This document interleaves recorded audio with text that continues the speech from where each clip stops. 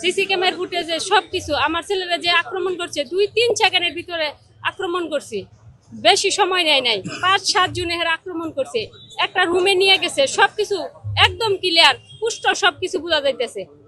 আমার মানে আর কি বলবো, আমি আমার বলার ভাষা নাই।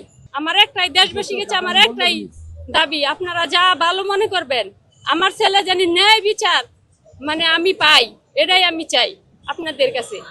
সম্পূর্ণ প্রমাণ থাকার সত্ত্বেও আমার ছেলের বিচার হচ্ছে না। আমি সম্পূর্ণ সিসি ফুটেজের ভিডিওটা সম্পূর্ণ দেখছি, দেখার পর আমি তো সবাই চিনি না, বা আমি তো অনেকদিন ধরে দেশের বাইরে।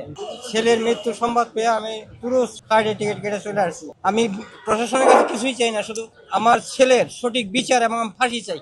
আমার ছেলে যখন নাই, ওরাও জানি দুনিয়ার পক্ষে পয়সা না থাকতে পারে। আমার এটুকুই দাবি, আমার আর কোনো দাবি নাই, আমার এই একটা দাবি। এখানে মামলা উনি করতো না, পরে যেহেতু সাকিবের পোস্টমর্টম হয়েছে, আমরা হচ্ছে আজকে আঙ্কেল আন্টি বাদী হয়ে ওনাদের নামে মামলা দিবে খুব শীঘ্রই। আমরা এখান থেকে আপনাদের সাথে শেষ করে আমরা হচ্ছে মামলা দিতে যাব। আমরা হচ্ছে আপনাদেরকে সিসিটিভি ফুটেজটা দেখাবো ইনশাল্লাহ কিছুক্ষণের মধ্যে। আমরা আমাদের অডিটোরিয়ামে আপনাদেরকে সিসিটিভি ফুটেজ দেখানো হবে। আপনারা যারা যারা চান সবাই আসেন, সমস্যা নেই। আপনারা সিসিটিভি ফুটেজ দেখে যান, সবাইকে দেখার সুযোগ করে দিন যে আসলে দোষী কারা ছিল। আমাদের কাছে সিসিটিভি ফুটেজ থাকা সত্ত্বেও পুলিশ কেন এখনো কোনো পদক্ষেপ নিতে পারে নাই। আমরা চাচ্ছি যদি পুলিশ এই বিচার, এই ন্যায় প্রতিষ্ঠা করতে ব্যর্থ হয়, পুলিশ যদি না পারে, তাহলে তাদের উচ্চপদস্থ কারোর কাছে দেওয়া হোক, র্যাব অথবা ডিবির কাছে এই মামলাটা হস্তান্তর করা হোক। আমরা চাই অতি দ্রুত এই মামলার সুষ্ঠু তদন্ত হয়ে দোষীদেরকে আইনের আওতায় আনা হোক।